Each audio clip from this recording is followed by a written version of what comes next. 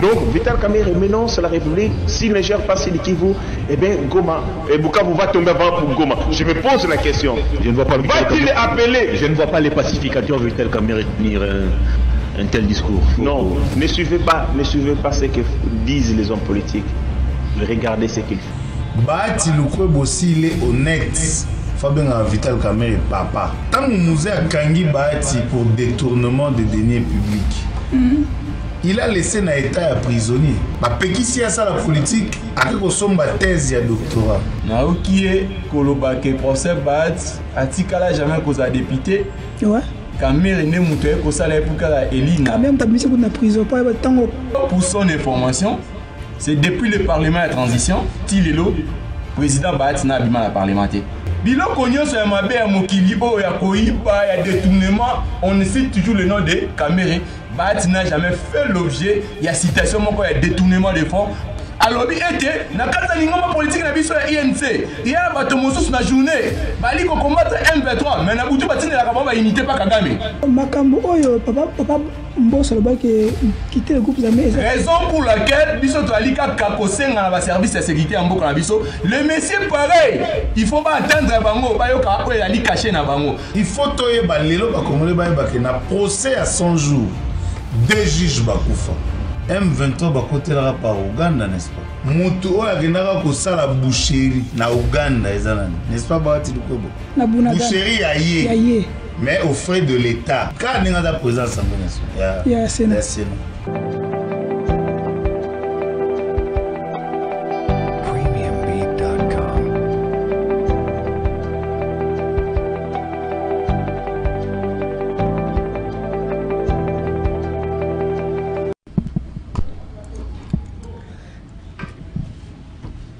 Ok.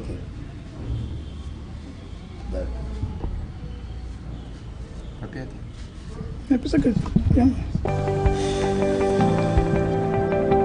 avant de passer, il y a un autre téléphone. Ok.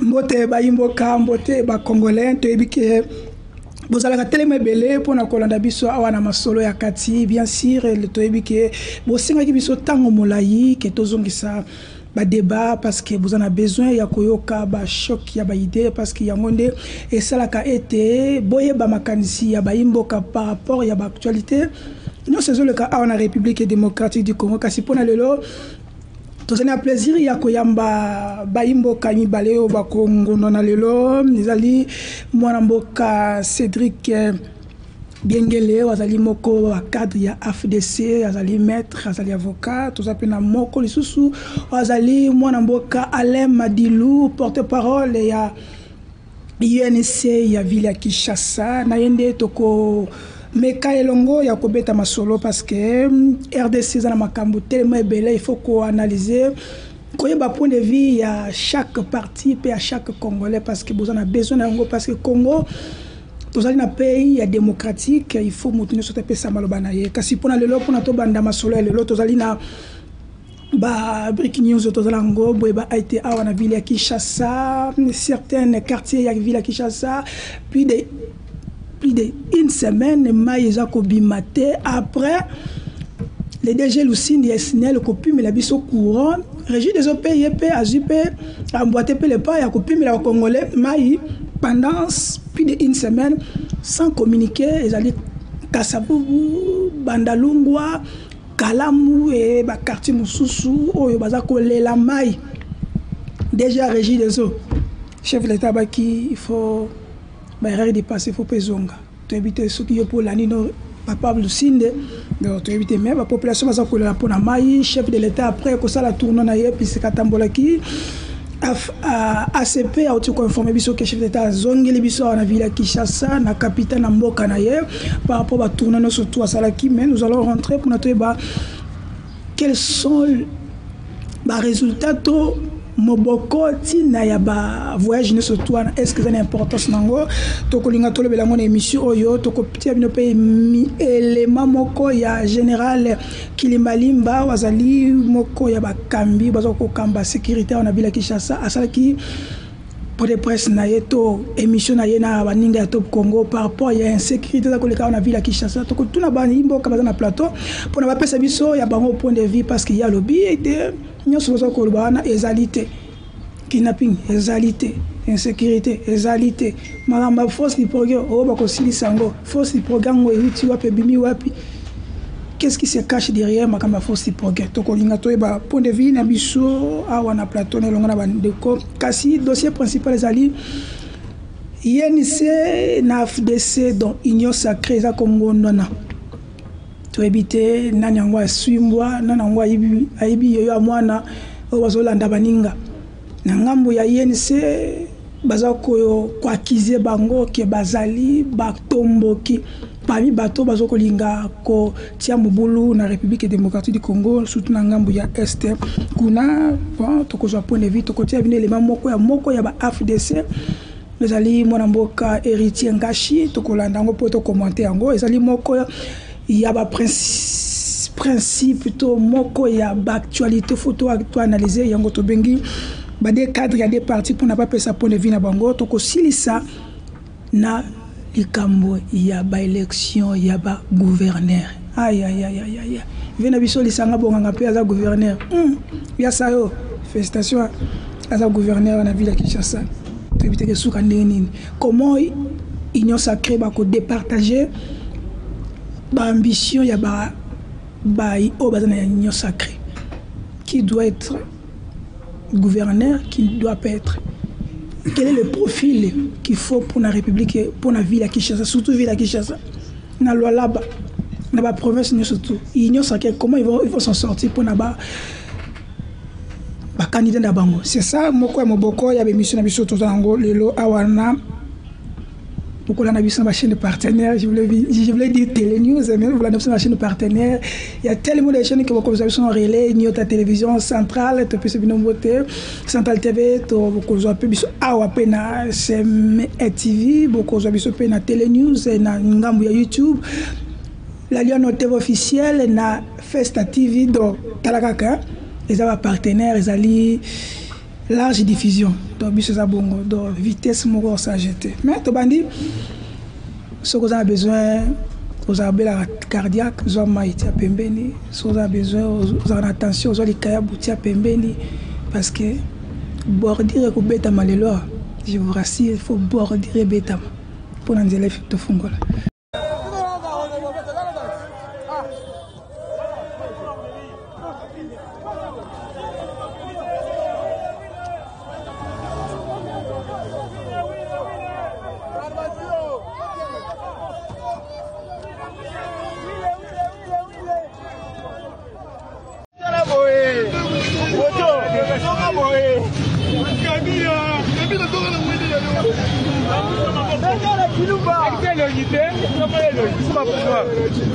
Ah, Babila!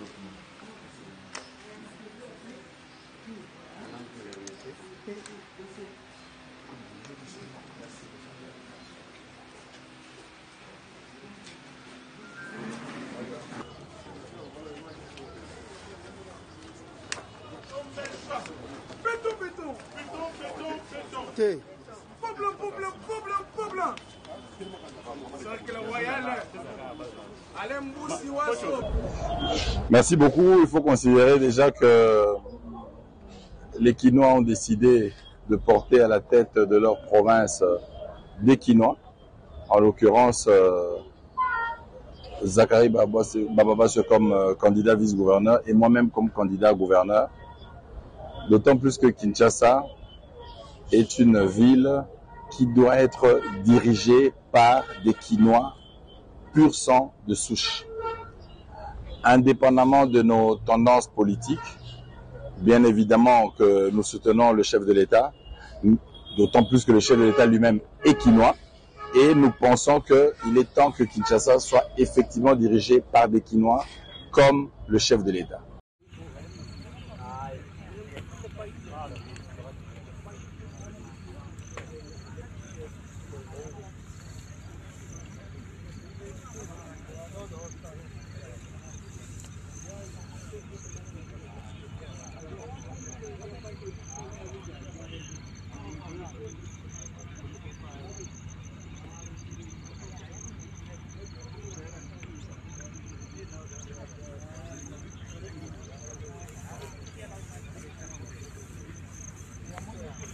Stanis Boujakera Tchamala a été arrêté le 8 septembre 2023. Il n'a depuis toujours pas recouvré la liberté.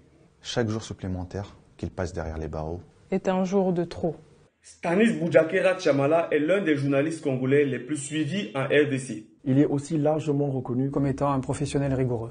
Un journaliste qui place l'éthique et la vérification des faits au-dessus de tout. Stanis Boujakera Tchamala n'est pas seulement un confrère. C'est aussi un ami qui nous manque à tous. C'est aussi un père de famille qui ne voit pas grandir ses enfants. Stanis Boujakera Tchamala doit être libéré sans délai. Pourquoi? Parce qu'il a été arrêté pour des motifs fallacieux. Les autorités congolaises lui ont d'abord reproché le contenu d'un article publié sur Jeune Afrique qu'il n'avait pas signé. L'article dévoilait le contenu d'un rapport de l'Agence nationale des renseignements, l'ANR, et évoquait l'implication possible de membres des renseignements militaires dans l'assassinat de Chérubin Okende, un proche de Moïse Katumbi, assassiné en juillet 2023. L'accusation a ensuite affirmé que notre journaliste avait lui-même fabriqué le document. Puis l'a accusé d'en avoir été le premier diffuseur. Ces accusations, plusieurs enquêtes indépendantes ont prouvé qu'elles ne reposaient sur rien. Et pourtant, c'est ce dossier monté dans la précipitation qui a conduit notre confrère et ami sous les verrous. L'arrestation, l'incarcération et l'inculpation d'un journaliste à la probité reconnue, quelques semaines avant la présidentielle de décembre 2023, était déjà une atteinte grave au respect de l'état de droit et aux lois qui, en RDC, régissent le droit de la presse. Chaque heure que Stanis Boujakera Tchamala passe en détention est une atteinte supplémentaire aux principes démocratiques revendiqués au plus haut niveau en RDC. Cela doit cesser immédiatement. Free Stanis. Free Stanis.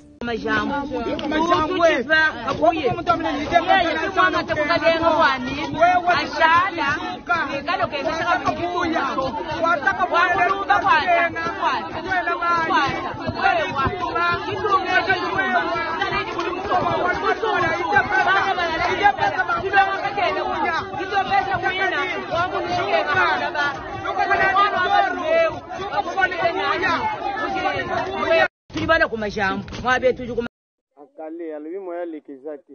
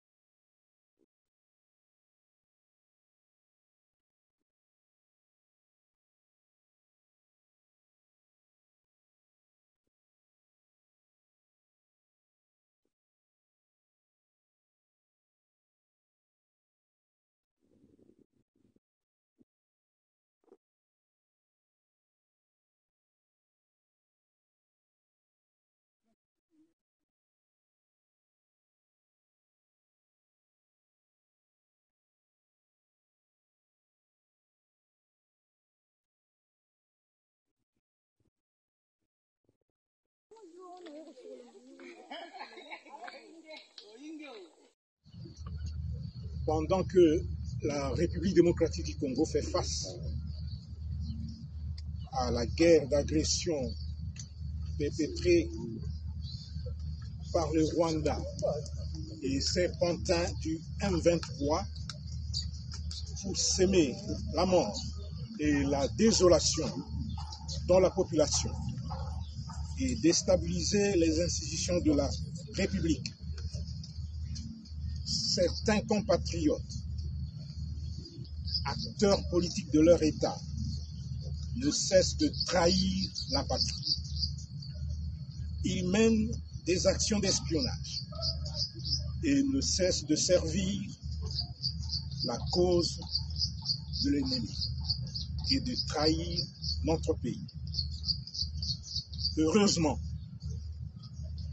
les services de défense et de sécurité ne dorment pas sous leur laurier.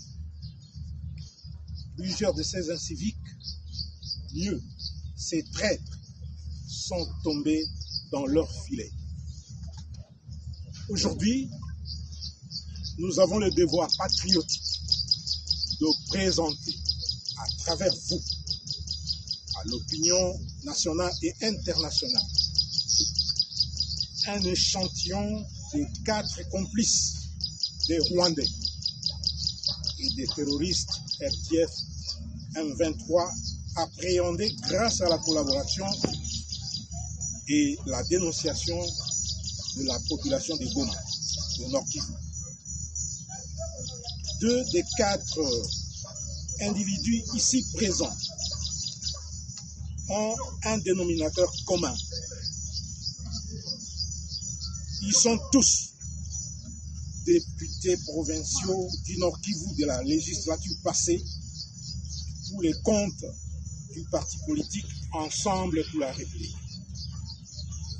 Le 3e est un moto-taximan à leur service et le 4e est un conseiller expert en tourisme au gouvernement provincial du Nord Kivu, neveu de l'un des députés provinciaux et recruté par ce dernier.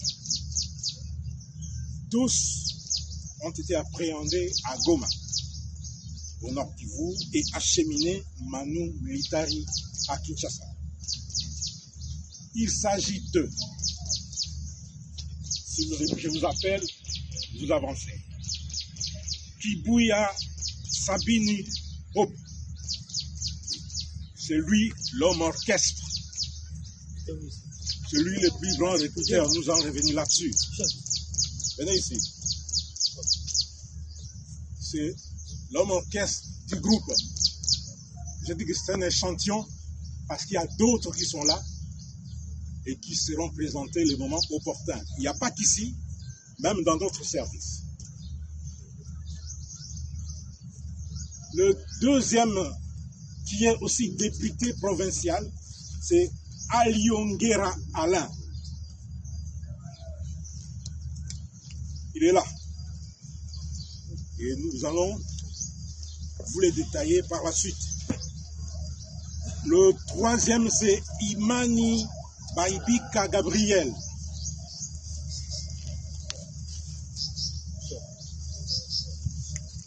Et le 4e, c'est Mungia Mafukulo Cyril.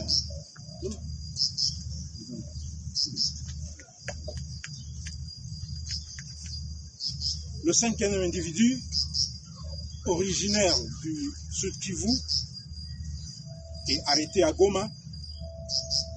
Lui, il sera libéré faute de preuves.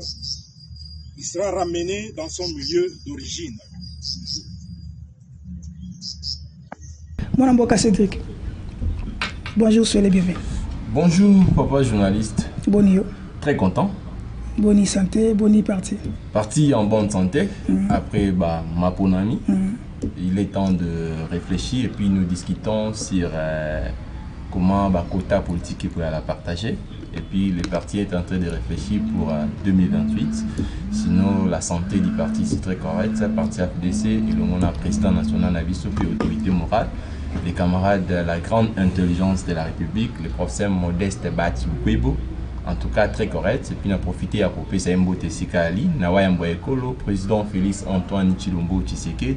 Et puis on a Congo Man Nyonso Bali Kolandavis. Et puis on a profité na Kyotangi Likamboya héritier Nganchi. On a profité na tribune nao, na Bilela, bateau Bali derrière moi parce que vous avez suivi quitte au secrétaire général à INC à Tutaki. Donc, et puis moins de 24 heures, héritier va enlever Ali Komo en athée. Abiba qui pour qu'à émission, on a Eba TV, bah quoi enlever Ali Komo en athée jusqu'à preuve du contraire. Et si qu'à héritier Ngache Ali est ébanité. Ce qui Bali n'a besoin de moto héritier Ngache. La justice est là. Question est au Fundae, à quoi pour se présenter devant les cours des tribunaux. Mais à quoi bon, il y a qu'à instrumentaliser tout, il y a qu'à combattre à un niveau, il y a qu'à appliquer, bloquer les alibes extra normes juridiques. Donc c'est ça les comportements là, obligatoirement qu'on déplore ensemble, la communicateur. Nous voulons vraiment ici qu'au héritier Ngache va libérer les toiles Koloba. Ok, tu as en détail sur le dossier, on a pas un dossier de Koloba Lelo. Tu as les porte-parole. Simbi INC Apila Kishasa. On a beaucoup Alema Dilou, tu peux s'y emboîter. Mbote Nego Charlie Chango. Boni. Ouais, ça va. Boni VK, les Mwalim. Le pacificateur jusqu'au bout, le bienfaiteur de la nation, avec le lobby. Ah, Zomi Lobby. Avec le lobby, n'a pourquoi. Azana Kishasa. Voilà, donc UNC, n'a pas si cadre Mbote, n'a pas si Congolais Barolanda Bisso.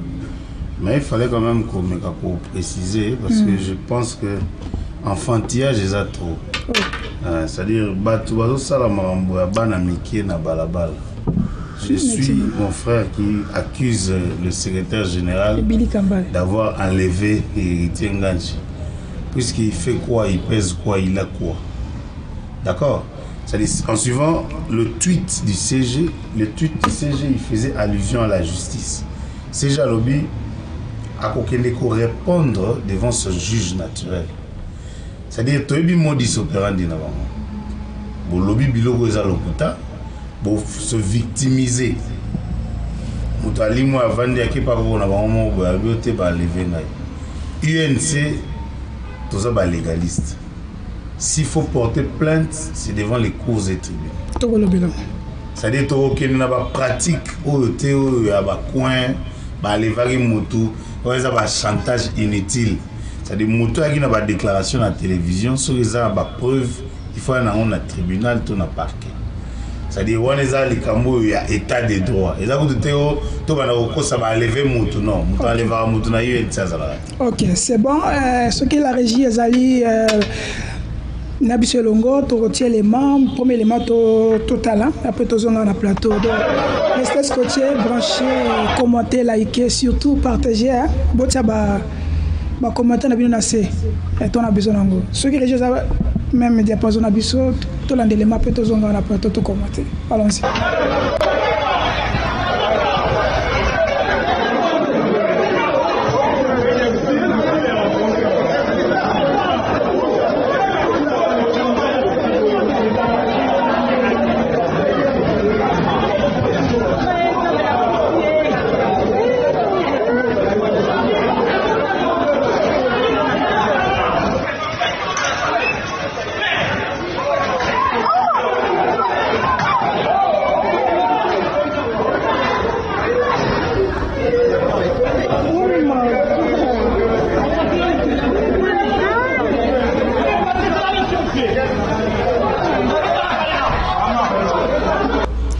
Merci merci la régie pour nos éléments de télévision.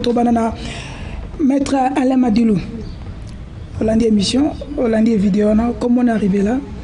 Grand République démocratique du Congo, pays à Mounene, pays à état de droit, Mboka Zali, Mboka Bangé, il y a un monde entier, mais tu as l'année que là. Avion, il y a la Transco. Voilà, là, l'aéroport. Pourquoi Angile? Tu es Angile? Mais je pense qu'il faut tout pallier dans Marambébélé.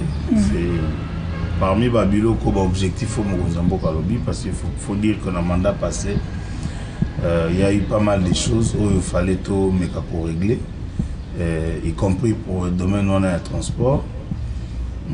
Donc, il y a un domaine parmi les priorités, si piliers à chef de l'État ou à lobby. Donc, je pense que la solution sera vite trouvée. Le comble, c'est l'homme congolais. Combien dans la tête, il y a un ministère, il y a une entité, il y a une structure à l'État. C'est-à-dire, dans le domaine du transport, au monde, la plupart des gens qui viennent, ils ont un bateau pour s'enrichir. Les lots sont dans le domaine du domaine du sport. Total, ils viennent à expérimenter dans le sport, bâtir dans le sport. Apparemment, via une famille, pareil, dans la vidéo. On a bilanae, après c'est bilanae. Na landité mais na bilanae zali abi pas bilanae pendant na interrompre parmi bilanae. Abi j'ai francophonie, conseil à faire na stade des martyrs na cop faticop pas bilanae. C'est-à-dire apparemment ndeti biso boyo bako ba ala madilo aki porte-parole à UNC ba chay porte-parole à gouvernement. Oka bona ke kuna pe na fouté. Je pense qu'il faut quand même tout jauger bah élite, bah tout groupe sa responsabilité.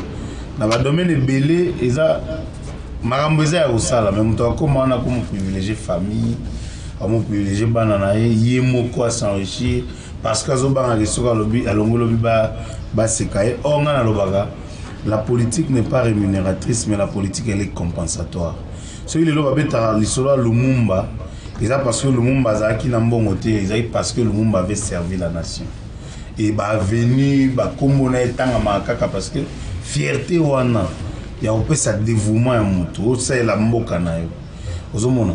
C'est-à-dire les loso ba beta lisolo ba pacificateur Vital Kamerhe, et ça parce que moto na parcours na a marqué tant na na marambe belé. Voyez donc la politique faut vouloir que au servir pays pour après yo. La faute c'est le ministère du Transport ou le gouvernement? Non, mais responsabilité sont dans le gouvernement. C'est-à-dire, tu as le ministre du Transport, mais il faut interpeller. Parce que le secteur va PCO. Il faut la priorité. Si on va sur le secteur du transport, il faut le transport urbain, il faut le transport aérien. C'est-à-dire, tant que bon, avion, il faut le avion. Mais tant que ça veut dire qu'il manque d'avion. Maintenant, on a des avions, on a des avions. Quand on a un avion, c'était ça. Les avions volent à l'intérieur. Et comment saturer et tout ça. Ok. Maître, chef d'État a gagné 7 avions. Jusque-là, dans le mandat passé, le mandat a Sikato commis. Mais les Congolais, les monde entier, mon image, l'avion est la Transco. Si on a vu que ça 7 mois, tu comprends. Comment on peut arriver là, dans pouvoir, il y a une union sacrée. Tu peux mettre la tango et pas ministre à transport de quoi aller madula le but, tout est mauvaise gestion, il y a union sacrée. Bon, pour identifier mon ministère, il y a transport, ça résonne trop fort. Parce que dans les fonctionnements à l'État, la question pareille, elle est toucher le ministère ébélé. Mais moi personnellement, je peux parler juste d'une inefficacité à l'action du gouvernement dans sa globalité. Parce que pour un État comme la République démocratique du Congo, avec la potentialité citoyenne, on peut en termes il y a des ressources. Je ne vois pas que les Congolais aient l'avion. C'est vraiment une aberration.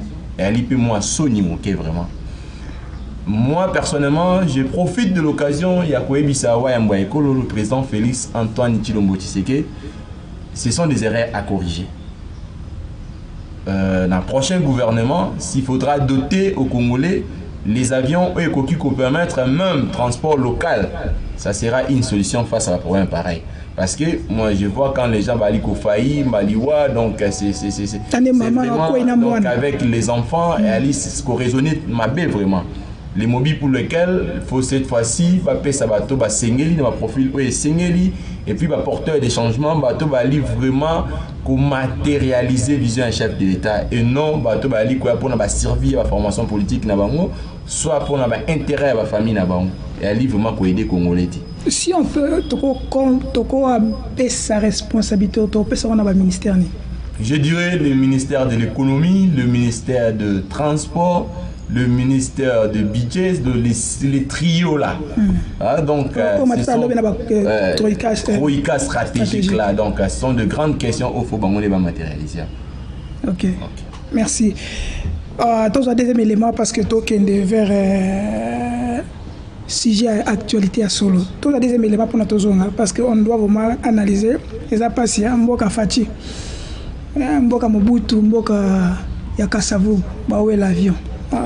Comment on peut arriver là-bas. Tout le deuxième élément, nous allons revenir après. Affrontement entre groupes s'identifiant force du progrès na habité ce que ebi bangoto ozali koyeba makambo les capé babundi bato masasi ebeti moto akufi ba misusu bazui masasi nini ezoleka. Est-ce que la situation ne vous échappe pas? Nde nuance wana question na eza na tendance bato bazotu nango neti bazana besoin bayoka ke eloko moko ekoningana te crime moko ekozala te. Place nyonso mombelo zolopa ngana tindi 4 jeep dimanche yo zoloba lobi zaki dentiste et bandaki dimanche et bandaki samedi dimanche samedi voilà samedi dimanche mais partout on a pris et les gens qu'on a arrêtés sont là. C'est ce que doivent faire les services de sécurité. Mouvement ebimi yo zolinga koloba teke ezan ipona nini. Et un mouvement nini d'abord na Mombele côté on parle selon l'auditeur qui a envoyé le message, il s'agit il y a affrontement, il y a bateau bazali qu'on s'identifie comme ba force du progrès. Est-ce que aux a ba mêmes informations que population a dit message à partir à ba quartier concerné? Force du progrès na répondra que bilan. Même là tous a instruction pour la force du progrès. Nous savons, on nous a demandé de neutraliser cette force là. Et pour le faire, il faut planifier comment le faire. Voilà. D'accord. Oui. Bon, on ne peut pas dire on demande ça aujourd'hui, on fait ça aujourd'hui. Le moment ne sera pas important. D'accord. Njili. Insécurité, bandi armé bazo côté la bato mingi na commune Njili. Ok. Bandi armé. Dans une population de 20 millions d'habitants. Au Tangi Njili. Hein? Et tu ne sais pas dire que la Jeep est arrivée là-bas et c'est dans les rapports. Jeep est comme qui na Boutouana, mais déjà, Pesa venu wana. Ah, na Bossani. Batanga qui yango. Ils ont quartier 10. Allez-y. On a retrouvé yango, la police a fait ça. Mais ce n'est pas qu'il n'y avait pas la police. C'est là où je voudrais que sur l'avenue Poum, quartier 10, l'avenue Poum. Pour découvrir en gros, la police a fait ça. Donc accessibilité. Accessibilité. Papa. Non mais le quartier 10 n'est pas un quartier enclavé, monsieur le général. Oh là là. On va y aller après ici, allons-y. Merci, maître. Congolais Binatunayo, surtout Kinois. Est-ce que Kinshasa tokomi vivre makambo na Haïti to Kinshasa tokomi na Kosovo pour la insécurité comme na Kinshasa tomoni général Kilimalimba oyokie c'est comme si mon babazo c'est ndenge azo lutter nango. Qu'est-ce qu'on peut faire pour la ville à Kinshasa? C'est loyo tant que Kinois, tant que Congolais à Kinshasa, qu'est-ce qu'on peut faire pour la capitale? Qu'est-ce qu'on peut faire pour la guerre Makamba Koulou la ville à Kinshasa? Qu'est-ce qu'il faut? On a 1 minute 30. Ndeko mon pandi sango, mon problème il y a Kinshasa. Moi je pense que to pesa yango ba solution ou ali adéquatité. Elle est plutôt la solution encore cosmétique pour nous satisfaire la formation politique. Mais par contre, la situation, il y a Kino, elle dit que c'est dégradé du jour le jour. Le problème, il y a Kinshasa, elle est belé. Mais s'il faudra résumer, le problème, il y a un problème, il y a banditisme urbain, il y a un problème, il y a transport. Tu as un problème, il y a dégradation à la route. Et puis, tu as un problème, il y a des conditions de vie à la Kino. Donc, pour dire que ce sont là des problèmes majeurs, il y a un résumé Kinshasa. Aujourd'hui, Kinshasa est mérité mieux.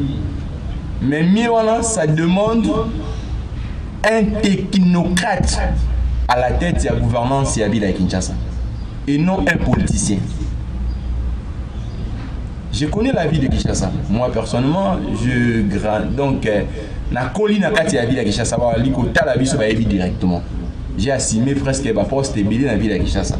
J'étais secrétaire administratif dans le cabinet, j'étais conseiller, donc je connais la ville de Kinshasa. J'ai passé pendant ma jeunesse dans la ville de Kinshasa.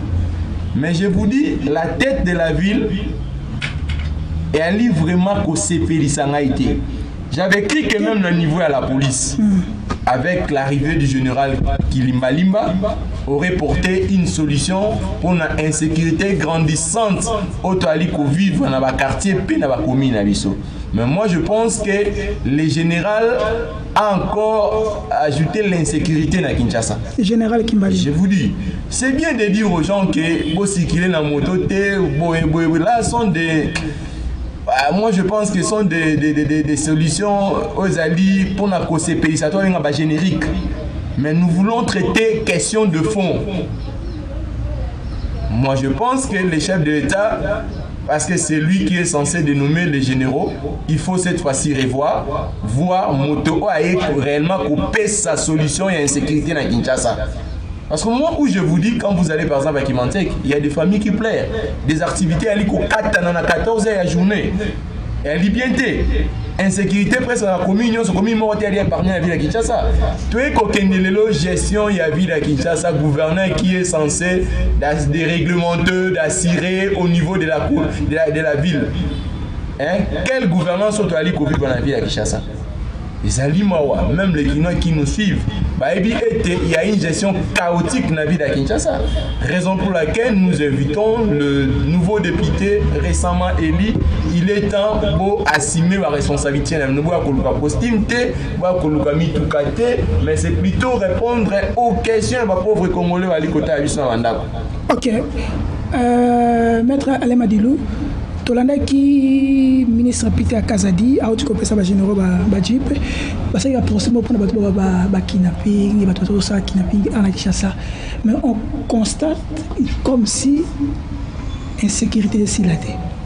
En tout temps, on a force de progrès jusqu'à te battre force de progrès vous avez nani, ils ont puis bon. C'est en bref, il y a un Kinshasa. Qu'est-ce qu'on peut faire pour nous collaguer?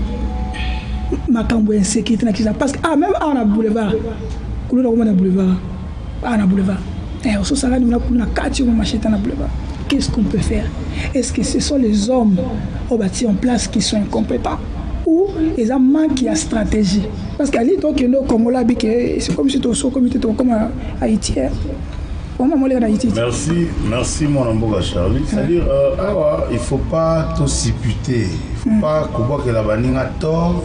Vous avez raison. Namboka na biso tozana ba na droit de jurisprudence. Il faut se souvenir que Namboko tozara na taxi tokota 4 na sima 2 liboso. OK. Tozara na ba fula ba matarati kolo coffre fumoma. Faut mituna ba question ici là ndengemi. C'est ça. C'est-à-dire même na ba décision faut ba il faudrait que ba associer même base. Kinshasa certes gestion nango eza na moins problème, mais il y a aussi la responsabilité d'une part il y a ba parents, d'autre part il y a ba autorité. Ngai qui vous parle, j'étais candidat à la députation nationale na Mwamba. Dans la réunion dans Matete. Parmi les petits nangas de sang avant judo, petit moi Tikalana, j'ai vu plus de 200 petits koulouna. Ça dit bazo yé belé. Bazo par la machette nasi. On a télémi, batnagi na wa kima. Petit wana petit nanga. Abio avie okimate. Petit wana yé moko, je vous dis yé moko. A télémi atie bango boye nini bapesana batie te vie te yote baleka biso ebele c'est-à-dire natala petit na nga boye nabi eti yo moko bapetio babangi epi ntango baleki biso 10 mètres après bakenda kosakaje bato bavanda na baterrasse natali petio na biso petit osali nini abi te vie bayebi nini quelque non c'est-à-dire bayebi ki ya maître awe babanda kuna bango c'est-à-dire si je donne cet exemple c'est pour dire quoi kosala nini pour répondre à cette question-là, c'est les autorités au bas gérer ville, au bas gérer sécurité na intérieur. Faut pas tenir compte que ba kuluna bazarana ba leader na ba. OK. Pour que bon pallier la situation là, il faut botala ba leader wana ba calmera ba ndengeni. Bazana ba parents na ba. Faut botala moi na zo éducation nini na ndako na parce que tout ça la conférence sur l'éducation prénatale. Bana mususu et les autres groupe c'est exemple que kuluna eza musala je ne pense pas parce que petit moi na lemba aza kuluna ba chaka na musala na papa na entreprise moko na boyo tanga kombo. Arinda so juste salaire na sommet baninga na ba machette. Ba boto na ba terrasse. Tu comprends? C'est-à-dire quelque part ils a problème à musala té. Il faut pas identifier. Puis sur la conférence on a tout le bagage que l'enfant entre en communication avec le monde extérieur à partir à 3 mois. Or, les autres, ils ont garçon, au mois de mars, mois de la femme, il faut qu'on en parle. C'est-à-dire, au Sundari, moi, c'est tout ce que la femme subit durant sa grossesse. Et c'est là que moi, je n'ai pas mon esprit revanchard. Quand je n'ai pas mon esprit à venger mon kini. Si vous constatez, si vous accordez votre affection, on a beaucoup. Moi j'ai plusieurs fois été sauvé. Quand les Armands 2000, moi 3000, au moins les Ghana Boutou.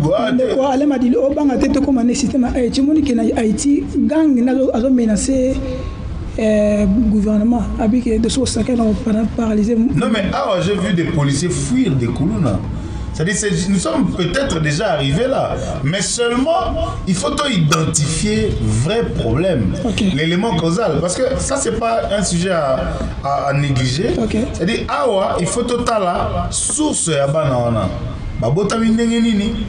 Il faut faire intervenir des psychologues pour que tu étudies quelle solution autour de la solution durable. Parce que ça une solution il y a général Kenda Kanyama. Parce que général Kanemazo. Oui, c'était bien, mais les droits de l'homme est intervenu. Mais seulement avec ces petits voyoucratie, il faut aussi qu'il y ait une psychose. Il faut aussi la paix psychose. On ne peut pas comme l'État. Si l'État imposé peur, on a des difficultés aussi sans sécurité parce que autant que ma force du progrès et comment ça on a les cananzela bah c'est mon bon force du progrès et là c'est une force du progrès il y en a tout na chef de l'État qui initiative kotinda bakuluna baki musala bilanga et tout ça est-ce que idée wana pona yo et simbité il faut qu'on revoir idée wana. Mais parce que c'est comme si des similitudes. Non, c'est-à-dire l'idée est très bonne, très bonne parce que ça c'est l'héritage des musées. Mais je pense que Esukaka, c'est vraiment une demande. Esukaka dans la province Moroté, va répercuter dans la province Nyonso. Parce que si on va répercuter dans la province Nyonso, nous aurons une facilité. Parce que ici tout le monde on a un problème, soit il y a un engin, soit il y a moyen de déplacement, c'est-à-dire que soit dans la province, nous avons un espace belé et à exploiter pour que nous salons barosala, zone c'est la biso où ils a récolte. Pour notre aussi ça mettre question qu'on a tout nayo, na yéni c'est vous avez la force du progrès. Non, bon biso dans la force du progrès. Bah oui, c'est comme si on va partir tous dans la force du progrès. Bien zate. Biso dans la structure, nous sommes dans la statut. Biso dans parti, na éviter quoi. Biso dans la structure informelle. Exact. Ok. Maître, on l'a dit, Maître Alema Dilou à lobby, il faut stratégie. Comment comment sera Kabila, na général Kanyama, Kiti Saki moi Kuluna, mais dans le régime Oyo, c'est comme si Kuluna est mati. Est-ce que stratégie à Tata Mokonzi? ya kotina bango bakende kosala musala na kana makasi sekuna esimbi te to ezali ba strato ezali mania ba appliquer la ngonde balani te na ba ya nde to benga bo bakino. J'ai aimé la réflexion de mon co-débatteur Ndeko Madilou à épingler éléments mon corps de taille parce que en ce qui concerne les Koulouna, il faut réfléchir à deux volets. Il y a ce qu'on appelle les volets psychologiques et puis parce que ce qui est un volet psychologique et renvoyer un élément on Ndeko Madilou à lobby il y a une affection beaucoup dans le niveau de la famille il y a des sérieux problèmes maintenant là tout qui est à responsabilité à l'État. C'est-à-dire, les Koulouna, soit c'est un phénomène, c'est comme une maladie. On peut donner des solutions. Ministre Peter Kazadive peut malaka biso que ba mission na ba tinda qui est il bosso sa Koulouna mais Koulouna zo mataka. Raison pour laquelle je reviens mon frère. C'est une maladie où tokoki ko traiter en haut si nous mettons un mécanisme moko sérieux. Quels sont les mécanismes? Donc malgré même aux États-Unis phénomène Koulouna existe là. Même là-bas, il y a des banditismes aux États-Unis. Mais il y a quand même des mécanismes où ça la pour affaiblir ton amour et à la licoloté parce qu'il y a une ascendance vous verrez que comme il est constitué comme une force militaire. Si exemple de quoi musée nous est venu à imposer biso abengaka service national les équipes à service moko paramilitaire qui peut aider à diminuer taux et criminalité raison pour laquelle tout le monde avec le général Kassongo et sous qui a un espace moko pourquoi pas des choses pareilles to meka côté dans toutes les provinces bon même to élargir même le niveau de la commune parce qu'aujourd'hui mon quoi la solution nous avons des conseillers communaux qui installés et aussi à l'air tout si ils mettent une politique pour développer la municipalité ça peut nous permettre aussi à éradiquer le phénomène Koulouna mais si par exemple bango peut pour que ba emboîter il y a des organisations de vivre à l'écolo peut-être pour certains. Moi, je pense qu'il y a quoi affaiblir encore, mais ceux qui va passer sur solution, on peut carrément éradiquer le phénomène. Ok, merci. Tu as changé sujet. Et pour moi, sujet important, il faut être le bilango parce que je suis surtout vivant à Kinshasa. Pour Tambola, le Madilou, tu as dans moi, ni, je suis pas ma moto. Passe. Mais VP ma moto, ça va généraux, jeep. Mais souci à toi ils ont quoi quartier ils ont ta moto soit bengi policier pour na kenda ko intervenir azata moto te mais ba généraux ba jeep te to pour nini souci ils ont na quoi ils ont na 4 ya ndako 55 bon ils ont monde aibi pourquoi passer ba généraux mais on va voir to côté si on a dossier ils ont tiambutu dans sacré. Papa Madilou, na banepa na yo, ozali porte-parole, moko au cadre ya ILC, tokende drobi, nde mama pole talbake, vérité, polele, so vous bête abordir, bête à abordir. Bino, beaucoup mieux menacer la République. Donc, tu as une image après. Bazo kwa kize bino. Pani bachanga vente. Bazo akize solani. Bidani ki bachanga va. Non mais toi bazo akize solani. Ah bon. Congolais. Kinois, Hollandais et Tolande. Pourquoi ça image? À 5, il y a droit na. Toute image. 12 députés provinciaux. L'UNC en a 11, l'UDPS en a 11. Le principe est tel quel, l'APDC doit gérer le gouverneur, être gouverneur, le vice-gouverneur à l'UNC et ainsi de suite. Vital Kamerhe s'obstine à ne pas lâcher du lest. Pour lui, c'est soit il gère la province de Sud Kivu, soit les chaos. Dans une réunion, à l'issue de laquelle j'ai appris des choses, Vital Kamerhe dit: si je ne gère pas la province du Sud Kivu, si je ne gère pas, écoutez ce qu'il a dit, si je ne gère pas la province du Sud Kivu, évidemment, Bukavu va tomber même avant Goma. Vous avez entendu de vos propres oreilles, Vital Kamerhe. Les gens m'ont apporté les informations. Les gens m'ont apporté ces informations. Je les mets à la place publique pour que les services de renseignement enquêtent évidemment. Vital Kamerhe a promis. Si je ne gère pas la province du Sud Kivu, Bukavu tombera avant Goma. Et il y a même son frère Didier, celui qui a été... Pas les pacificateurs, tenir un discours pareil.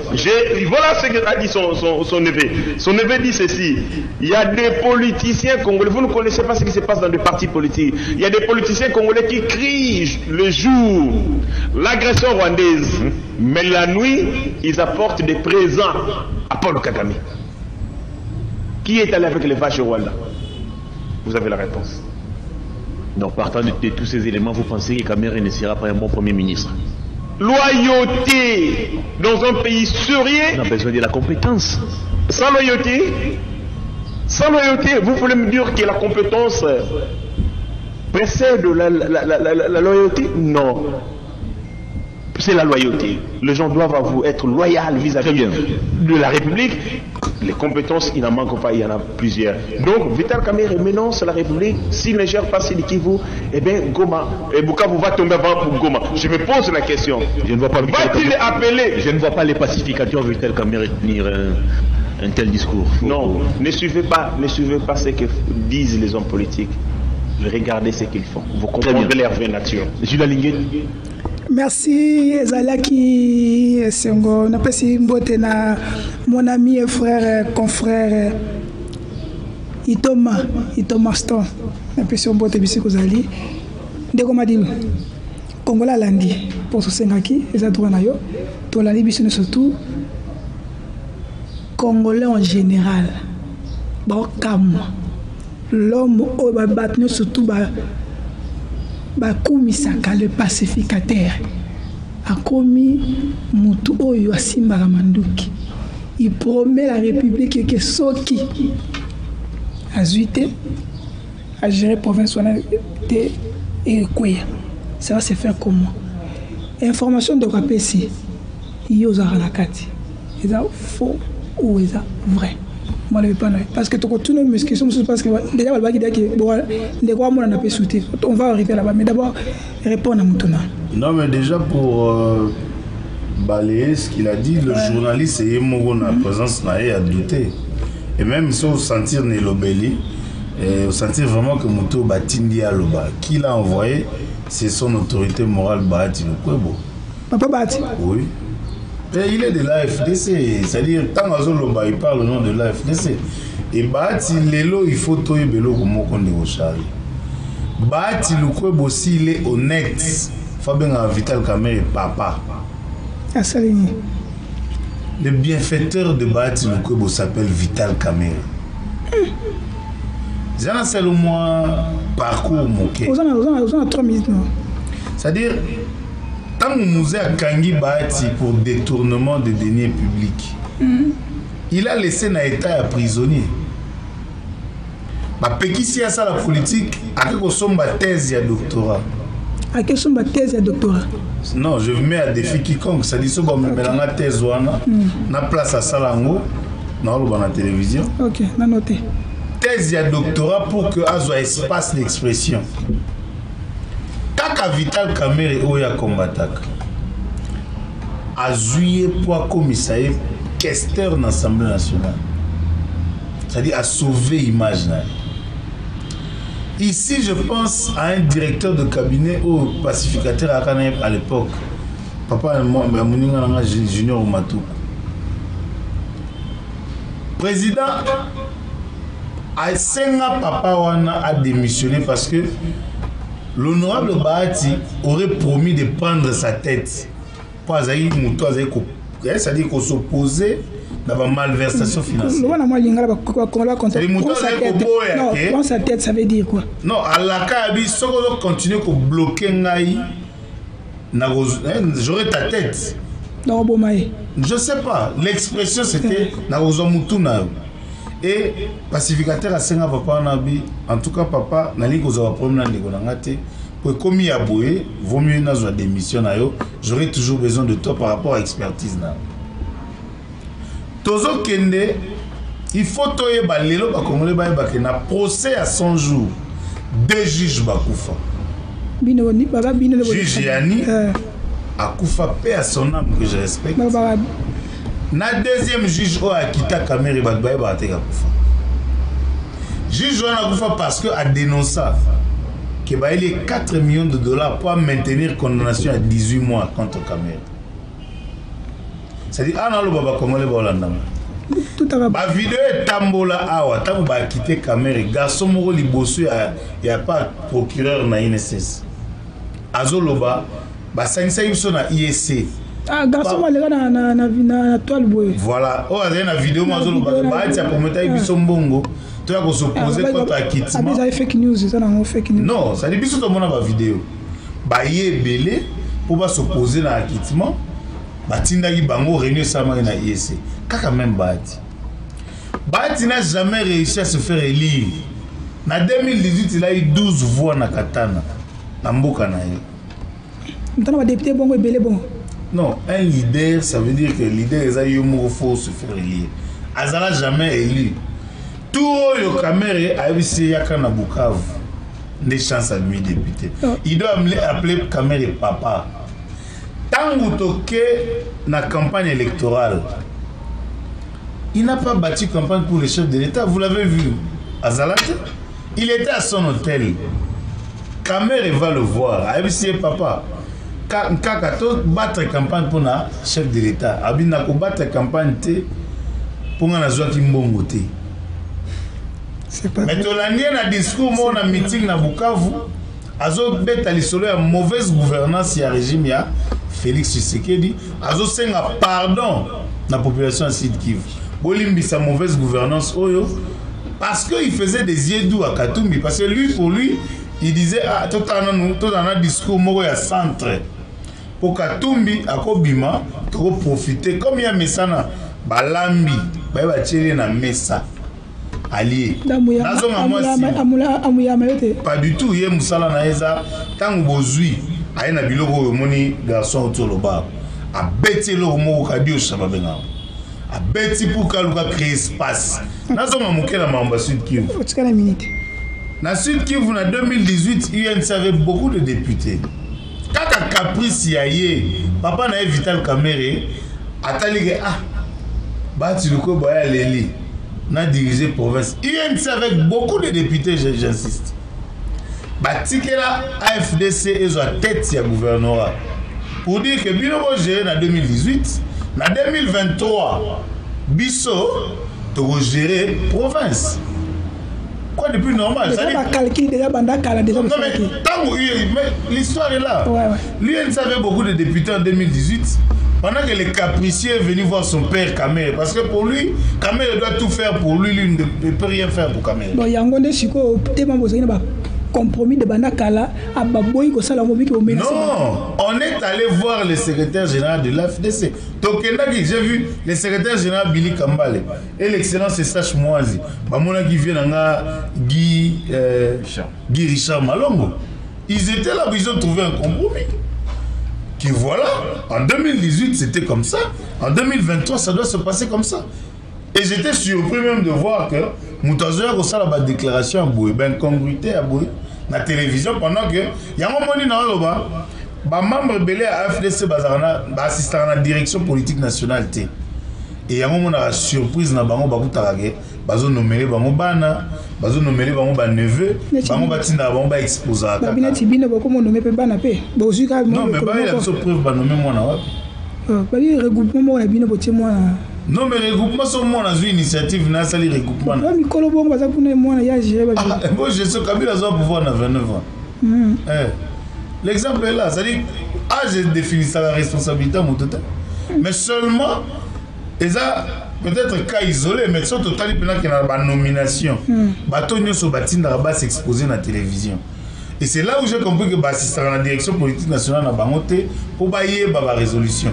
Et tant que na bango wana, ils a poacha bango en porte-à-faux na ba décision pour le BF ça bango petit aux na problème tel, moi na no mo ezate na chamwa na ngai. OK, nous on le pas na yo. Maître Cédric. Est-ce que le lot eloko ndeko Madilo alobi ndenge bato be balobaka so na bengi Steve Mbikai akopesa nga version na ye na bengi Nene Kulu akopesa nga version na ye na bengi vie na nga Dudu Ibula akopesa nga pe version na ye. Est-ce que Papa Bati to AFDC Mobimba dans l'ensemble bon mouyaka d'abord mayo pour bon mériter ba poste nous nango? Ça c'est la première question. Deuxième question, eloko ndeko héritier Ngachalobi bozwi lango wapi eza solo teza lokuta tozaka kadio saka to beteka boro kaka ekende kaka bonga to ko bonsa après. Des questions. Merci Ndeko, Yambo Yakokota na ben ba question na o tika on a rencontré Madilou. Alobi biloko na maîtrise na ngote. D'abord, na o qui est koloba ke procès bad atikala jamais koza député. Ouais. Kamere ne mutoye ko sala pour kala Elina. Même ta mise ko na prison pas tango mobuta kenda batika na prison. Na Sud Kivu. D'abord pour son information, c'est depuis le Parlement de transition, Tilelo, président Bahatina Abima la parlementaire, a Outaki Kobima pendant l'élection organisée en 2018 et puis Bakata qui est plutôt en 2018 Bakata qui est qui monté ma à FCC. Je reviens. Je te dis, Azaki objet à tout le monde. Et puis la complicité n'a pas été rebellée. N'est pas qu'il n'y a pas de konanga. Il n'est pas informé. Le président Bat a qui même question l'Assemblée nationale. La question de l'Assemblée nationale. Grâce à Baya, il ne sait pas ça. Grâce à Vita Kamé. Tu es kokende Likambu, il y a Alobike Azelara Kabasele. Non, mon frère.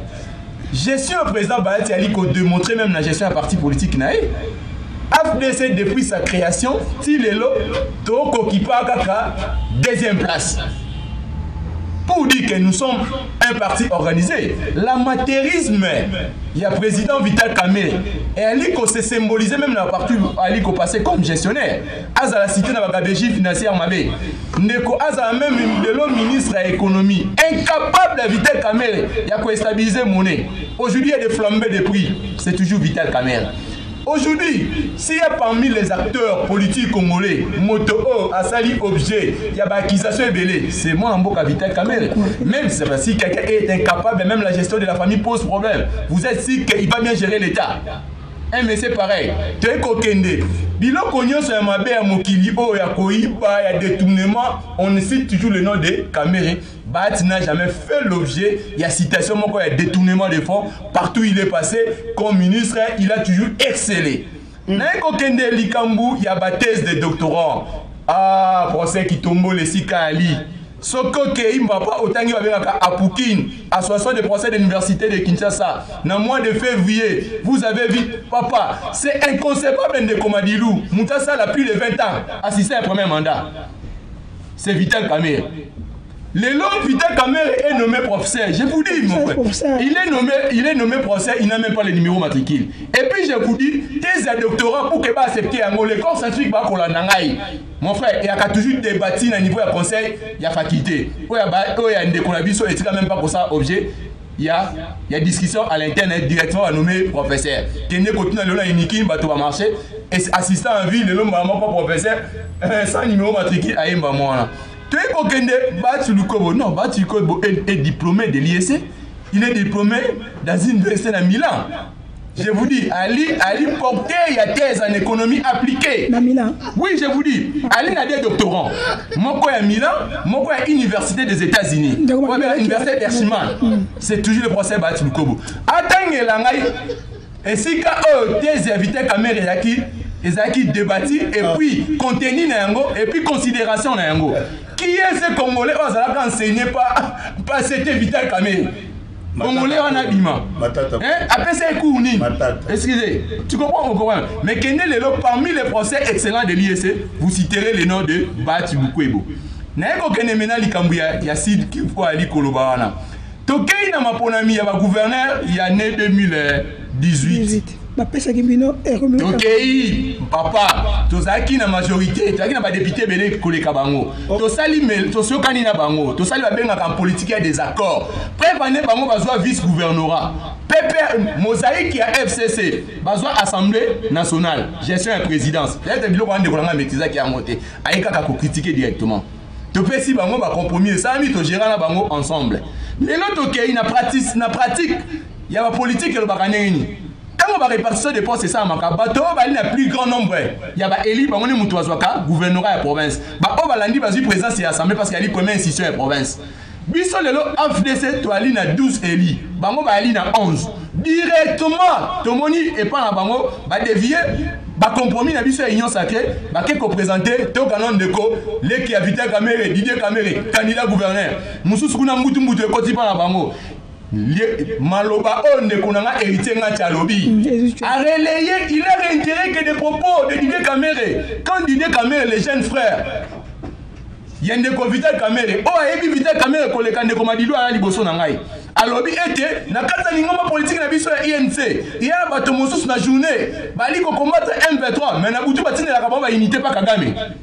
C'est pas de konabiso Didier Caméré. C'est bato mosusu ali na lingoma politique ya INC na journée bali na biso mais na butu bazoka ba unité pa Caméré bazoka ba unité pa ya Kagame. Donc makambo oyo papa Mbosso loba que quitter le groupe Zamé. Raison pour laquelle biso to ali ka kosenga na ba service de sécurité en mboka na biso le monsieur pareil il faut pas attendre bango ba yoka oyo ali caché na bango tiko kende tous on aurait appris que un notaire politique une personnalité comme Vital Caméré aurait cité par exemple dire au chef de l'État, aurait dit au chef de l'État qu'il va ça y est quand il insiste sur la gestion il y a Sud Kivu. Maintenant là tous nous posons des questions. Quelle intention, comment ou la répartition est allée bien établie au sein de l'Union Sacrée. Et puis on aurait même appris que Ndeko avait dit que ceux qui va passer province ou en et cause à la flamme et cause flambé. Ce sont là des questions. Notre ami héritier Ngatia, je vous dis, monsieur journaliste, ça va de conclure. Nous sommes dans un écosystème politique. Il y a des analystes, il y a des penseurs. Héritier n'a qui réfléchit. Cela n'engage pas l'AFDC. Nulle part vous avez vu la bouche autorisée. Parce que dans chaque formation politique, c'est structuré. Le squelette de la communication, nous avons un secrétaire national de communication AFDC. Il n'a jamais dit que Vital Caméré, mais héritier n'a qui réfléchit comme un penseur. Comme tout politologue, il a réfléchi que non, pourquoi seulement cette insistance? C'est ce que nous tous, tu as dit qu'on déclaré. Ndeko, siko na goma kuna. INC na AFDC, bana ba député bele. AFDC il a 12 députés. INC na combien? INC il a 11. Est-ce que ndeko ndenga lobby compromis mo sema ki banda kala? Est-ce que le lobby il a fait beaucoup respecter le compromis? Maman, mon sixième de Konangaï, compromis c'était défini au sein de l'Union Sacrée. Mais tout le monde directement va créer directement que présenter ma candidature. Biso AFDC partout au Kanaki côté IDPS. Tout le trouble en côté les cas ville Kinshasa. Ville Kinshasa est revenu de 3. La famille politique qui a des biso IDPS. Biso AFDC tout trouble en côté. Mais comment Bandeko toujours il insiste sur la gestion des sites de Nord Kivu? Il y a un problème là-bas, Madilou doit dire la vérité aux Congolais. Et puis elle biso te na popé ça Bangombe na Rwanda. Non, je vous dis, il faut trouver la vérité. Elle dit sauté, bon, n'a pas mon bac qui est bio koloba. Bolana ne kosango bio koloba. Si Vital Caméré, bisoté, tu n'as pas fait ça Bangombe kuna. Bisoté, Moutototinda, président Vital Caméré, bah, mais quand on a makamouya mabe, c'est pas la FDC. Ne qu'on a congolais vérité. On consomme ton antenne d'ailleurs. Dès qu'on m'a dit le tout qui est chité, dès qu'on s'est dit que bien la lobby. Ce qui est l'homme, il faut reprocher na ba service, batala fumule uma mission ba. Eza Vital Caméré parce que toyebi akenda kopesa Kagame Bangombe na mambe ya détournement azala na mambe belé oyo e frena mboka azala. Ce qui est l'homme, il faut reprocher to ba popo wana. Et quand on l'a tellement elle a tendu Caméré. Il y a le bini par rapport à est-ce que nous sommes sur le bapon nabino? Et c'est à soloté. Non, mais au Parce moins, que image, en face, ça va être moi, c'est un Ndumba. Ah, ça, ça va être moi, c'est un Tchel. Parce que, à autre postuler comme candidat UNC na communal à Gimbantsege, très récemment ici. Na UNC? Oui. Ça va être moi, c'est un Tchel. C'est-à-dire, au moins, quand tu as. Non, pour l'ami, il y a 2023. Alors, en face, c'est-à-dire, au moins, ceux qui ont une inconstance politique, aux gens qui produisent, biloko qui ça, moi, sens na dignité to élévation. D'abord, crédibilité, ils ont vraiment mis en cause par rapport à déjà auto-postulé. Candidat UNC, il y a Kimbantsege, il y a 2020. Il y a bien la Kinshasa. Inconstance. Dès qu'on a toutes nos questions, pour nous Ghana, M23 va côté par Ouganda, n'est-ce pas? Moutou a gagné ko la boucherie, a qui ko inauguré boucherie na Ouganda, n'est-ce pas? Bahati Lukwebo. A qui inauguré boucherie. Boucherie, c'est-à-dire boucherie aïe, mais aux frais de l'État. Quand on a la présence de l'Assemblée nationale, il y a Sénat. Avec une boucherie à l'État, il y a aux frais de l'État, na Ouganda. N'est-ce pas qu'il faut tout dans la question belé? Nous, on n'est pas dans les accusations. C'est-à-dire, Bango va porter sur l'accusation gratuite. Mais ça, ce sont des faits.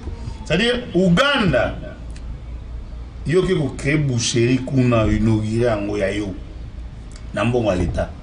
Ils ont zélo M23 à côté de la Bonaganate. On doit se poser des questions. Nous, on n'accuse pas. C'est-à-dire, il faut nous répéter. Bahati Lukwebo Fabenga Vital Kamerhe et papa. Est-ce que Bahati Lukwebo est là Vital Kamerhe? Parce que Bani est là. Non, mais quelqu'un dans son village natal, pourquoi il se faire élire? Déjà, il y a une information, il ne connaît pas Bahati. Bahati était député à l'époque, il y a transition. C'est-à-dire que tu as nommé Bango la transition. Comment tu peux dire que ça a un complot pendant que il y a un député belé? Il y a plus de 70 députés qui ont un complot contre eux. C'est transition. Est-ce que Zali était parce que toujours Vital Kamerhe a besoin de l'Assemblée nationale? Bahati pas besoin de l'Assemblée nationale. Est-ce que ça guerre? Le poids politique doit être qualitatif et quantitatif. Quantitatif, c'est le nombre des élus. Qualitatif, c'est la personne, le leadership propre. Est-ce que Bahati est de Bukavu? Non, il est de Katana. Mais à qui mis place à postulat toujours? On m'a dit, tout le monde va député, à quel est le Tchangu, le Beke Lukunga, le Beke Mboga na bango. C'est ça, Bahati. L'inconstance, c'est-à-dire à sentir que Nakatana a joué 12 fois en 2018. 12 fois. Nakatana 12 fois en 2018. Non, mais je te dis, c'est Niezana. Nakatana, il a eu 12 voix en 2018. Akimi Kuna, en tant que leader, est-ce que leader avant de postuler sur le Bukavu, il a compris que le leadership peut poser problème pour nous. Ok, ndeko tunaki babi ke ndeko héritier nka chazo mwana na souté. Il y a solo bino ba théâtre na bango pour na se victimiser. Il s'est rendu compte après. Il y a une déclaration à Salaki. Tant que c'est une déclaration Moroboé, notre pays a relayé encore. Il a relayé, il a vu le chef de l'État. Attends, il a chef de l'État. Il a demandé au chef de l'État de gérer toujours la province du Sud Kivu. C'est-à-dire c'est l'information où va transmettre bangona leader na bango. Parce que aucun de gonda lobi kebe batebele ba bunga boye ba kena pe libela. Attends ba jijiani, attends ba tebele bele. Ngane na ebisio. Que les deux juges qui avaient commencé le procès, celui qui a quitté le pacificateur, sont morts. Ou a quitté le pacificateur, Batoubaye Bagate Kakoufa, paix à son âme. Je demande au service d'enquêter. Parce que le juge avait dénoncé une pratique. Tant qu'il a dénoncé une pratique, après, paix à son âme. Okay. C'est-à-dire, il faut pour comprendre que balela kaka ba mesana kolela lokola zara soka azui besoin aina lipeka caméra okele mawa tobité quand même ça n'est de trop. Est-ce que to comme to chité que ce mot congolais bito tuna bino tango babaka guerre ya est baimbo ka congolais biso na katina bana katia makambo wana ba complotaka pour contre ba déclencher est ba kufa. Est-ce que lelo nakoka no sobozolo bana plate oyo ils ont invité caméra kotoyo. Est-ce qu'on peut pas confirmer ça que il dirait que Batouya est bon pour confirmer ngo na répondre na mukuse tala nani azoba affaire ayana na politique ou comprendre que oza politicien mais oza homme d'affaires quand ça dit les mots clairs pose la réponse au tali oza politicien oza homme d'affaires so tali homme d'affaires ou comprendre qu'il a toujours besoin d'accroître dans ses affaires. OK, maître Cédric Lelo ni nango congolais ako retenir na guerre oyo na conflit oyo congolais ako retenir nini parce que congolais azangi courant azangi mai insécurité mama belé mais bino bozoko wela ka ba poste oya bino après na suka bo tia ba ndeko na bino ba famille na bino bana kasi bana na bino congolais ako bénéficier nini na makambo bozolo ba oyo par rapport à la visitation ya congolais sur place. Au moins émission de vidéo congolais la avion local transport. Je pense que les Congolais qui les Congolais qui accueillent au réservoir qui joue député qui na niveau l'Assemblée nationale. Ah, c'était une réponse, une expression. Il y a Congolais tango ba congolais ba wololine de covid caméra na entrée na non c'était pas bis non il bisoté là c'est l'expression populaire ça c'est l'expression populaire pour dire que ba congolais ba ali ba zoba teto zoba kabango ba congolais le lope maturité ekoli congolais abosani dossier ya ram ya ça il y a 100 jours congolais abosani ba détournement en acheté congolais comme non le chef d'État dit que la justice est malade. C'est le chef de l'État. C'est le chef de l'État qui a dit ça. C'est pas moi qui ai dit. Tu es coquendé. Tu es coquendé. Tu es coquendé. Si tu veux, on va entrer dans la science. Je vais te démontrer la grandeur de la personne en face. Tu es coquendé. Ce n'est pas les Congolais qui vont te le Kouana. Ce n'est pas Bisso AFD, ce sont des Congolais qui vont les Congolais moko balobi que Kamere ali monter à couper sa confiance dans la gestion de l'État. Parce qu'aujourd'hui, nous avons besoin de moralité correcte. C'est-à-dire, moralité, et ça, l'objet de discussion. Les gens comme de Bat, il vient de citer. Bat n'a jamais été cité dans le cas de détournement. Il a dit que Bat, avec le lot, c'est une information. Raison pour laquelle j'ai dit que M. Vidal Kamé, c'est un monsieur intelligent, mais je ne sais pas si le recrutement l'a mis ça à Makaboni. Moto a une histoire, je reviens. Histoire à musée, pour tout n'a pas tué, mais c'est Papa Jano Bemba. Papa Janobe Manan de Kobat, c'était des rats de Congolais. On va voir qu'on est exil. On m'a tapé cette information à côté de Moutou Mbosso. Mbossa qui est exil pour qu'on a foutu à Bambongo. Mais si nous avons Papa Janobe Bemba, Balobi que biso to servi Mboka, to yiba Mbonga Monsolote, ce to yiba Mbongo to Kozongi, c'est même 1 million. Pour la combattre là, on est en abisso. Neko, préparer Mouzé Laurent Désiré Kabila a nommé Papa Janobe Bemba comme ministre de l'économie, et puis Bati a continué. Pour vous dire que, Biloko Boya Kalango, il faut bosser informaka. Je n'ai jamais été, je ne connais même pas INC. Je te dis, ça va ramasser dans la candidature. Je te dis, ce sont des partis qui ramassent des. Moi, je ne jamais ces partis-là, mon frère. Je n'ai jamais été, mon frère. Je vais t'expliquer peut-être prochainement dans un débat. Ok, c'est bon. Je pense que les Congolais, Bali Batu Amaele, Bali Batu Tokozo Babamote, Bakongoman, Baeba été, na histoire, il y a politique, na biso, il y a Mboba, ça va faire poste de responsabilité, il faut que tu aies passé à Moutou. Ok. Moutou a dit qu'on méritait. Parce qu'il a un parti politique comme une machine pour justifier l'incongruité, soit pour justifier la tricherie, Tobo il va pareil personne. Nous voulons être les chefs de l'État comme premier arbitre de la République. Ok, c'est bon. C'est pourquoi l'insistance soit dans des postes. Au moment où il y a la situation, elle s'est dégradée pour l'Est, il y a insécurité, mais bon, on va dire que la province. Ok, tout comme la souka, bon, c'est une image par rapport à tout le bel magambo, ma gouverneur était parce que la télé c'est le temps mais bon c'est ça photo va devoir commenter Régie va tirer sur photo des photos moi c'est la histoire Régie va tirer sur photo to commenter va devoir passer un point de vue na bango bon na bana pas ndeko Madilu des personnalités pour nous so côté bango côté bango comme bon avant de répondre à la photo permettez-moi quand même que Bahati Lukwebo n'a rien à demander pour ce pouvoir pour ce second mandat du chef de l'État. Non, il n'a pas mouillé le maillot. Sois clair, s'il te plaît. S'il te plaît. Il faut savoir congolais na Swahili. Au moins une machine. Peut-être un de Swahili.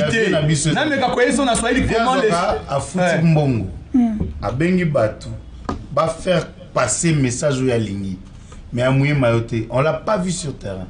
Il n'a rien à demander dans le régime où il y a deuxième mandat président de la République. Il n'a rien à demander. J'ai dit, j'insiste, on l'a vu nulle part. Des forces politiques dans ce pays, papa. C'est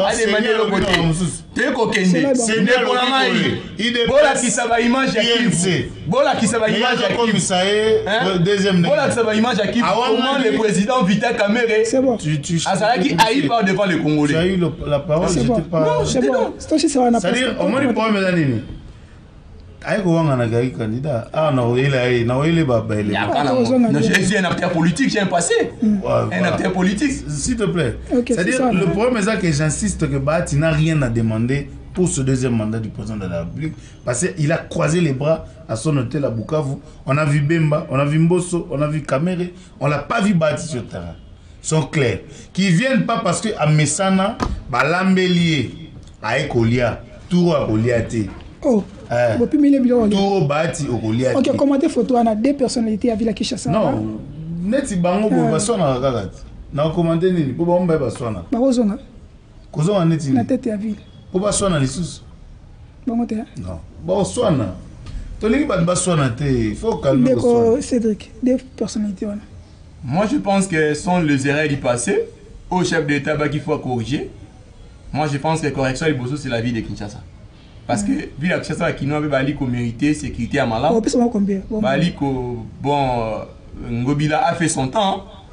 Je pense que ça revenait dans les députés provinciaux à côté. Moi, étant que citoyen congolais, je parle que la gestion est moins chaotique. Donc, quand je parle de la gestion de Ngobila, président Godin Poyi a été censé contrôler. Deuxième photo. Entre Bango, nous avons un profil de la Premier ministre. Bon, entre le Premier ministre et le président de l'Assemblée nationale. Bon, moi, il y a... Liaou, c'est un monsieur intelligent. Il a fait preuve. Parce que l'intelligence, c'est aussi capacité à répondre face à la question. Là où il a géré, il a laissé des traces. Monsieur l'informateur, le CG, Augustin Kabouya, il a géré parti politique où il y a forte tension. Bref, à cause de... Donc, c'est quelqu'un qui mérite. Ce que gérer d'abord, IDP, c'est pas là, ils ont moins traité. Vital Kamerhe. Vital Kamerhe, il a un passé. Je pense que c'est quelqu'un, oh, le lot, moralité n'a rien qu'à faire défaut, mais je crois à son intelligence. Donc, moi, je pense que si question de moralité, cette fois-ci, le pays veut aussi des gens, oh, Ali, moralement corrects. Matata. Ouais, Matata, pour nous, c'est un monsieur intelligent, il a fait preuve. Na gestion nae, je mets rationalisation de la dépense publique nae. C'est quelqu'un qui va confier responsabilité étatique. Moi personnellement j'essaierai. Monsieur Gilles Alengete, tout le monde y contrôle efficace, peu efficient. Non, vous savez la politique, au-delà d'être intelligent, il y a la moralité politique. Non, la moralité politique, c'est-à-dire moto. Partout il a géré, il faut quand même battre sa malam à l'appui. Considération populaire. Entre les 5 personnalités. Ouais, j'ai vu mon frère Liaou, Jean-Pierre, que je salue, sentir que la fonction publique a bougé Baline. Je pense qu'il fera aussi un bon Premier ministre, pourquoi pas. Je vois le CG Augustin Kabouya, qui aujourd'hui il a déjà une tâche. mais qui pourra lui faire, qu'est-ce qui pourra lui faire défaut? C'est que géopolitique est risqué. Et là, je ne suis pas en train d'influencer le pouvoir discrétionnaire du chef de l'État. Mais Vital Kamerhe, c'est l'homme à la probité morale élevée qui ne joue pas sur le coup bas. Non, on va battre le coup bas. Alors on va la scène. Coup bas. Eux, ils sont dans le coup bas. Vital Kamerhe, c'est la journée et c'est la nuit. Ok. Matata Pogno, c'est un brillant élève. Il a été enseigné par Vital Kamerhe à l'époque, il était assistant à l'INIKI. Oh, Vital Kamerhe enseignant Matata. Oui, c'était une information qui... On a commis la profession livrée. À l'époque, Matata enseignait. Voilà, ça c'est vraiment la rue. Mais Matata a été un étudiant enseigné par Vital Kamerhe à l'INIKI. Gilles Alinguetti, je vois que à Salaba, enquête et aboutissate. C'est-à-dire, Soukaranzela, je ne pense pas que la primature a ça quelque chose de bien. Donc, si Awa, je veux dire quelque chose que je voulais dire maintenant. Est-ce que vous êtes prêt à dialoguer Union sacrée avec l'opposition, selon Martin Fayoulou, sous médiation? Il y a Tata Cardinal pour la question, il y a insécurité dans l'Est. Oui, mais le problème c'est qu'il y a des divergences politiques, mais pour des questions d'État, et ils ont un problème pour trouver des bonnes résolutions. Ils ont la tête parce que l'opposition n'a pas de discours. Parce que il faut dire que l'opposition en perd de vitesse. Si on a l'église catholique pour avoir santé politique. Non, si on a l'église catholique pour que la santé politique, on a mais si on a vraiment objectif, c'est-à-dire guerre, on a tout trouvé la solution, je pense qu'ils ont m'abêté. Maître, vous êtes pour dialoguer avec les opposants pour chercher la solution pour l'insécurité dans l'Est de la République? D'abord, de par Mibeko Ali côté Msambo quand Abisso, constitution Abisso a consacré un style et à gestion, c'est aussi des dialogues entre les partis. Donc, moi, je ne vois pas si la question est toucher, servir à la nation, soit à la République dans son ensemble. Pourquoi pas découper et mettre Maël et Nabam? Parce qu'ils sont aussi des Congolais, comme Bissou aller aux affaires. Mais je ne suis pas favorable na dialogue au bango bali ko suggérer ou ezali comme objet partage ya pouvoir, parce que le pouvoir du président Félix Antoine Tshilombo Tshisekedi est émanation populaire. À 73% des Congolais au Bakena qui copé ça est suffrage na bango, c'est grand chose. Et puis ils ont voté pas sur base ya ba polo non plus, ya ba Maputa banini, ils ont voté un Congolais de père et de mère. Je pense que les liens aussi par excellence, qu'on mettre à point de vue, c'est les parlements. C'est les cadres où on discuter sur toutes les grandes réformes en Bokanabiso. Donc ils ont des élus, ils peuvent aussi, il y a coupé sa suggestion dans Bango, auprès de Béli, ils ont débattu à toute l'échelle de pouvoir. Mais Martin Fayoulou a élité, donc on signale que Martin Fayoulou a élité. Non, la constitution aussi a dit qu'on reconnaître, la constitution a dit qu'on reconnaître bien l'opposition extra-parlementaire. Il peut aussi émettre son point de vue comme étant opposant. C'est bon. Tosisi awa nakobaka lo moko na nyoso to solo awa boyoki point de vue ya maître Alain Madilou azali moko ya UNC ya Vital Kamerhe bolandi maître Cédric Bengele azali FDC au cadre FDC communicateur boyoki ba propona bango kasi pona ngai to susi lelo to pesi merci na direction générale ya CMTV ba sungi biso to ça l'émission Oyo, Topesi Mbote, merci na régie, merci na ya Jacques Dikou, ya soutenir biso toujours, merci na baone so bakola na biso, Topesi Susu Mbote makasi, na ba bakola na biso na Nyota télévision pour na succès banda 1960 ti lelo biso nyoso tu na Kinshasa na tongo to na nzela moko ville na poko biso tu nzela moko tozongi ba quartier banda beja tika biso. Est-ce que ba konzi na biso ba kanisa nini soki lelo to la muki bakati po ya njili ba tanji boya ba kindo wapi soki lelo to la muki vraiment. Et on faut remercier Fatih Sanzela. Donc ça veut dire qu'il faut te réfléchir sur ça. Donc quand tu es là bon côté. Protéger les acquis. Nous allons nous revoir. À bientôt. Ciao. Bye bye. Pas de bête. Maître.